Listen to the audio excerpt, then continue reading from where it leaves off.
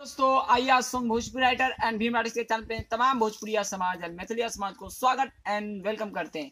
तो दोस्तों आइए आप लोग को अच्छा से अच्छा वीडियो लिख कर लेके आते हैं। और दोस्त एक भाई का कमेंट था, उसी पर गाना लिख कर लेके आ गया और दो को मुखड़ा लाया है।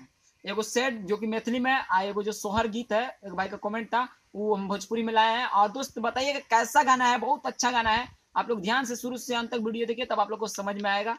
और दोस्त आइए कैसे, और वीडियो अच्छा लगे तो लाइक जरूर कीजिएगा, सब्सक्राइब जरूर कीजिएगा। आइए आप लोग को पहले एक ट्रैक था उससे यादव जी का, भेज दिल मोदी जी 500 रुपया, उसी पर लिखे हैं हम। बहुत अच्छा सेट गाना है। आइए कैसे है।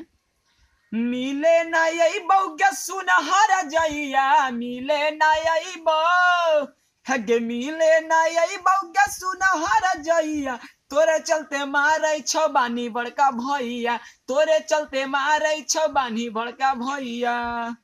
हेगे जान गेले गौआ के जान गेले भैया, जान गेले गौआ के जान गेले भैया, तोरे चलते मारे छो बानी बड़का भैया, तोरे चलते मारे छो बानी बड़का भैया। दोस्तों आइए और आप लोग को ये ट्रैक सुनाए, अब बताइएगा कैसा लगा गाना। अच्छा लगा तो जरूर लाइक कीजिएगा। और दूसरा का ट्रैक दिखेगा, और वो ट्रैक है हो तो जयमाला गे जान, रमन जी यादव का ट्रैक पर था, उसी पर हम लिखे हैं सोहर गीत। जो भाई का कमेंट था उसका आपका चैनल दिखाई दे रहा होगा, स्क्रीनशॉट मार के दिखा रहे हैं आप लोग को डिस्प्ले में।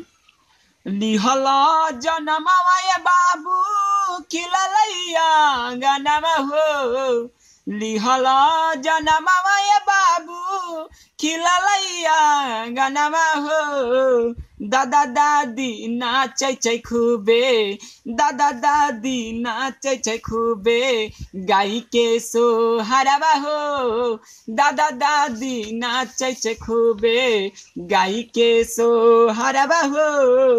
राम जैसन बेटा लिहलस घरवा जनमवा हो, राम जैसन बेटा लिहलस घरवा जनमवा हो, माई बाबू नाचै छै खूबे, माई बाबू नाचत खूबे, गाई के सोहरवा हो, माई बाबू नाचत खूबे, गाई के सोहरवा हो।